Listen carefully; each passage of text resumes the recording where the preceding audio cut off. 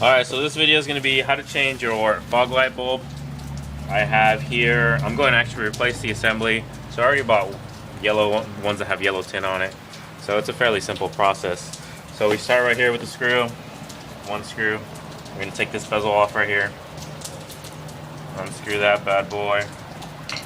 And what I do is I just stick my fingers right here and pull. It comes off, easy. And it has that one screw, has that holding it, also these right here.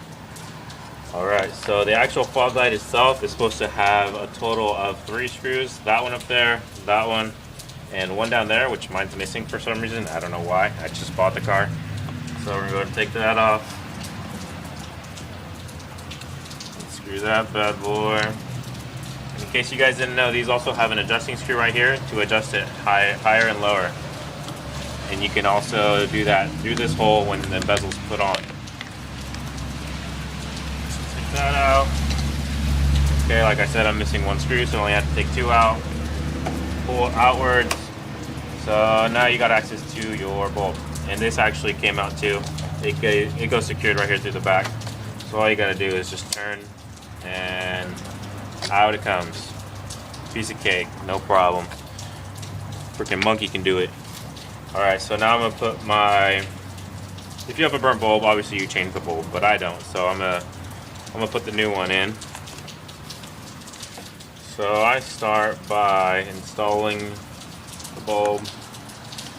Got it. I secure this back into its place where it goes. And figure out the way this goes. Okay. So just put it back in. Fairly simple process. Find some screws wherever the hell I put them. There we go. I'm gonna make it put 3 screws in it like it's supposed to have.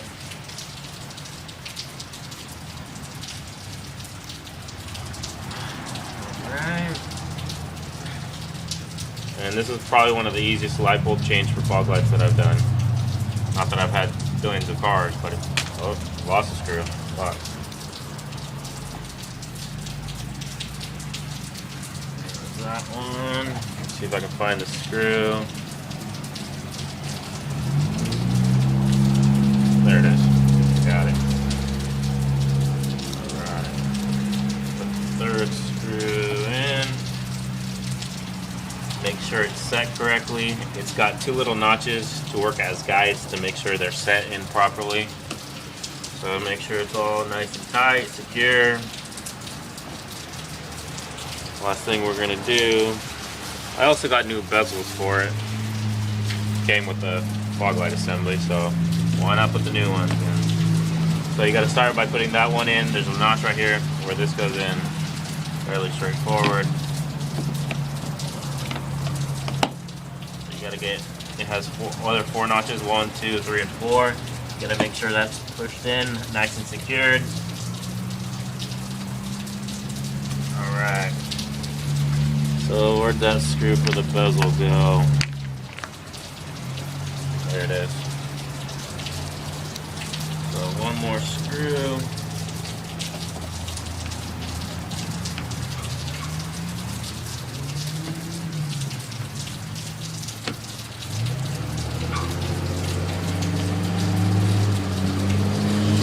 Alright, so it seems nice and secured. It's done.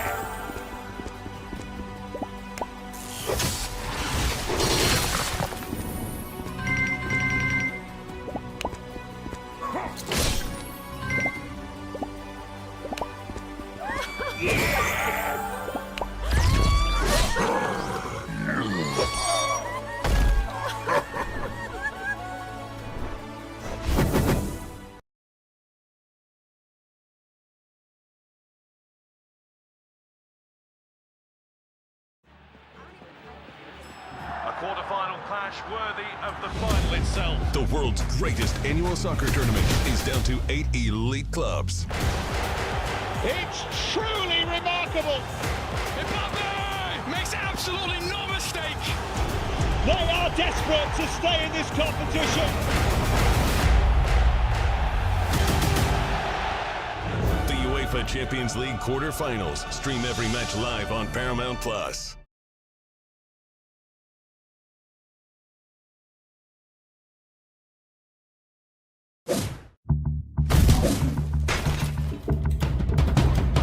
Seen looked on YouTube as far as these fog lights go, and I couldn't find for myself these done before. There was only saying how to replace the bulb or upgrading to brighter LEDs, but not from just a basic Lancer upgrade. So yeah, I'm going to see how it goes, just step by step, and see if I can educate some other. Okay, so this is upgrading a CJ Lancer fog lights down the bottom, because this one has this one hasn't got them.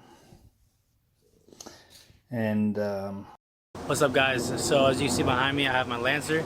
It is a 2014 Mitsubishi Lancer ES, and I built it myself, me and my brother. So before we start this video, I wanted to make sure to introduce the car well. So it has a full Evo 10 body kit. It's OEM. So these are OEM Evo 10 parts. The hood, the front bumper, the rear bumper are all off a actual Evo 10. It's not aftermarket stuff. It's actually OEM of parts that I got from an Evo 10 and put it onto my Lancer. So you will see everything that I've done to the car in this video. I got it from stock to looking like this, and I'm very proud of the work I've done, and I think the car looks very, very nice. If you guys have any questions, leave it down in the comment section below. And if you like my channel, my build, it's not done yet, so you know, you guys can keep watching. Make sure to subscribe. We'll have more stuff coming with this car, along with my 350Z as well. So if you like the build, if you like the video, make sure to leave a like. If this video gets 1,000 likes, I'll be making a parts and cost list of this car, and basically showing you guys everything that I've done to it, part by part, and how much it costs. So I know a lot of you guys want that video, but it's a long video to make, and I have to like do a lot of like calculations and stuff, so not really an easy video to make. But if you guys want it, I'll make sure to do it for you guys. So let's just get started with this video, guys. Hope you like it. Before I start the video, I actually wanted to add that I am actually giving away a pair of these taillights. These are the V-Land Audi style taillights for the Evo 10 and Lancers. If you guys want to enter the giveaway, I'll be leaving a link in the description below, so make sure you click on that and enter the giveaway.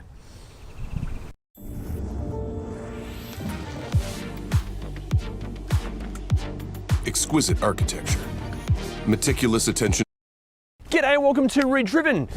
Now, every family has that, you know, that one smart-ass sporty kid and the uncle and auntie that love to go camping, but every family also has that boring cousin, like that just exists and never says or does anything of any real interest. For Mitsubishi, the smart-ass sporty kid is obviously the various Mitsubishi Lancer Evolutions, the camping-loving uncle and auntie are the Pajero and the Triton, and this, the normal Lancer, is arguably that boring cousin.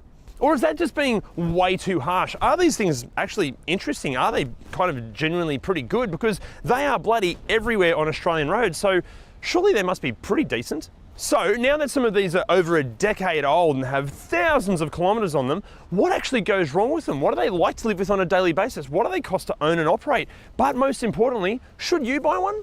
Let's find out. Now, before we get deep into this video, I should mention that in this video, we're going to be focusing on the Australian variants of the 2007 to 2017 CJ Lancer, and not the Rally Arts and not the Evolution models, just the normal Lancers. But if you're not watching this from Australia and you want information on normal Lancers, don't panic, because everything that we're going to be going over should relate to Lancers in your local market. Now, speaking of the Rally Art and the Evolution 10 models, if you have one of those cars and you're located in like Sydney or Newcastle or somewhere in between, and you're happy to lend it to us for a day so we can film it for a Redriven review, can you let us know in the comments, because we would bloody love to do that. Also, to keep this video as objective as we possibly could, we've reached out to multiple Lancer owners groups, Mitsubishi owners groups, we've spoken to Mitsubishi technicians, we've trawled through surveys and reports and forums online, so this video is the culmination of all of that information. Now, as I mentioned at the start, this generation of Lancer was in production for 10 years. Now, in this genre of car, that is a bloody long time. To put that into perspective, most of this car's competition will see a whole new platform or major revisions every 5 years. So, in an attempt to keep your attention on the Lancer, Mitsubishi put this thing through a bunch of different updates, and it was available in a vast range of different models and special editions and stuff like that. But you know what? Instead of me just nattering on about the Lancer, how about we cut to a B-roll montage while I provide a voiceover, because that'll be far more entertaining. The Lancer was initially available as a sedan with a Sportback joining later in 2008, and like the choice of two body styles, depending on the trim spec, for the more consumer-centric everyday Lancers, two engines were available, a frugal 2-litre unit or a more powerful and torquier 2.4-litre. Both will be mated to either a 5-speed manual or a CVT for those requiring only 2 pedals. From 2007 to 2013, the Lancer lineup chopped and changed, with trim levels seemingly appearing and vanishing year on year. Initially kicking off with the entry-level ES, to the mid-range VR and the sporty VRX, and Aspire and Olympic Special also joined, as did the RX, VR Platinum, SX and Active. But then Mitsubishi discontinued the SX and later the VR and Aspire. However, a Platinum, 30th Anniversary LX and Sport turned up. From 2014, the range simplified, with the models consisting of just the ES Sport, LX and VRX for sedans and GSR hatchbacks. But to confuse this new simplicity, the LX variant was discontinued, an LS variant was introduced, and the VRX was replaced by the XLS. But this is just for the normal Lancers, because on top of all this, you then have the Rally Art and Evolution models. While the models mentioned previously are all exclusively front-wheel drive, the turbocharged rally-inspired all-wheel drive Rally Art and Evolution models exist for those wanting a far more exciting driving experience. But they deserve their own episodes, and we'll be producing these in the near future. But back to the normal Lancers, look, obviously we love to go over every specific detail of what every variant gets and what every update received, but it'd take hours, it would get so boring. So instead of doing that, we have grabbed engines with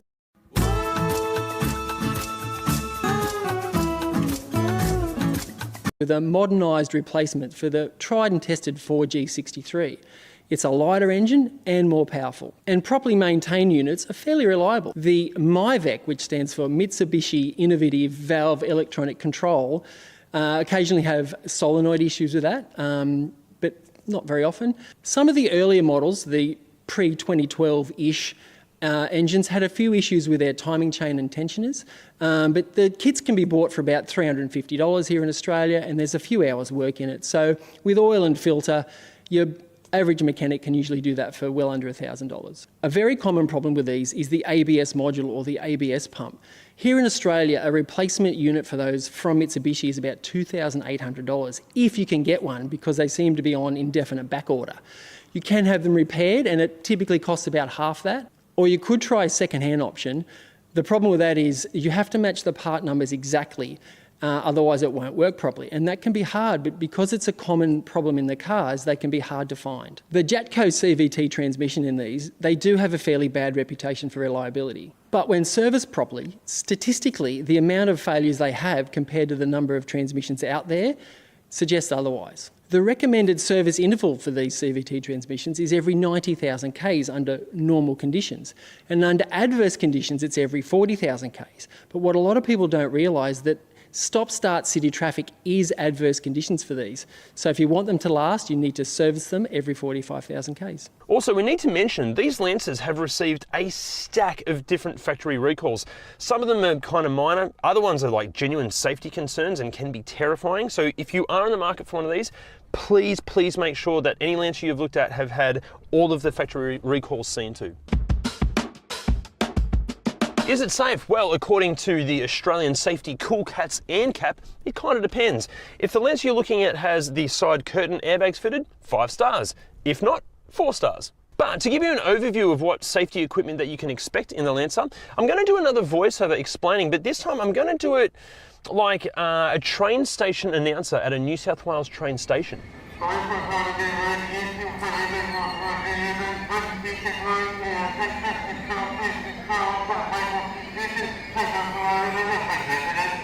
For all of the specific details of which Lancer gets what safety tech, just jump on redriven.com and check out that cheat sheet.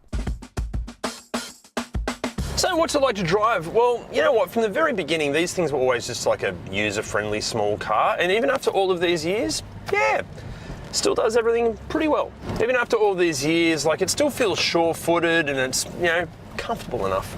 The steering's quite light and the turning circle's really, really tight, so it's super easy to maneuver around town. Now, if you do feel like stepping up to one of the sporty models with the more powerful engine, basically everything gets better. Like, the sportier suspension still feels really, really compliant and is comfortable enough for every day, as long as it hasn't been modified badly. In saying that, the suspension in this one has got, I don't know how to put this, like a little bit doughy and almost a little bit creaky as well. They all kind of have a habit of doing that. As far as the other sounds go, in here it's pretty good. Like, it's not too rattly, it's not too squeaky. There are, you know, the occasional noises here and there.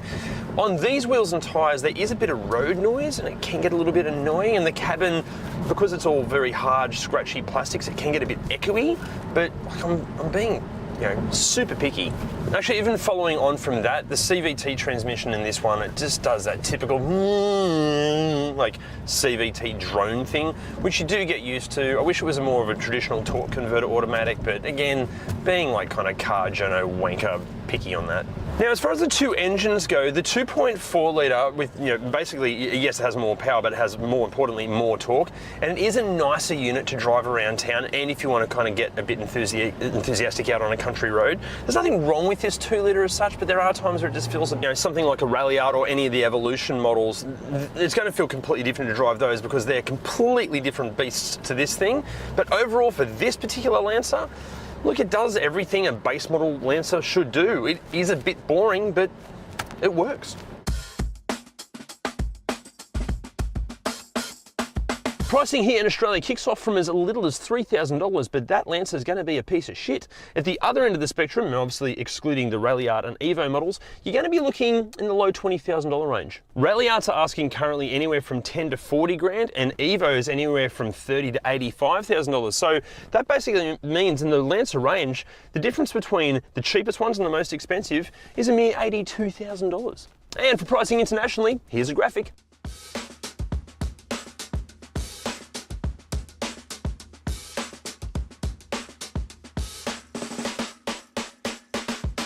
Mitsubishi claims a fuel consumption figure of anywhere from 7.7 to 10.2 litres per 100 Ks, depending on about 1,000 different variables. This particular car is claimed at 8.3 litres per 100 Ks, and it is seeing 8.3 litres per 100 Ks. Awesome. Mitsubishi offered a 5-year 100,000 or 130,000 kilometre warranty, depending on the year of the Lancer, which actually doesn't even matter anymore because all of these, even the most recent ones, are now running out of warranty. Servicing is recommended at every 12 months or 15,000 Ks, and if you are in the market for one of these things, make sure that it has been serviced on time and keep servicing it on time, because if you don't service it on time, it might go boom. Okay, so should you buy one? Well, look, with so many different models and variants available over that 10-year lifespan, it really does come down to the specific example that you're looking at. We'd obviously avoid any Lancers with a sketchy history or huge kilometres, as with so many examples populating the used car market, a perfectly serviced and low kilometre example will be just around the corner, and it will be worth every cent of the few extra dollars that it will be asking.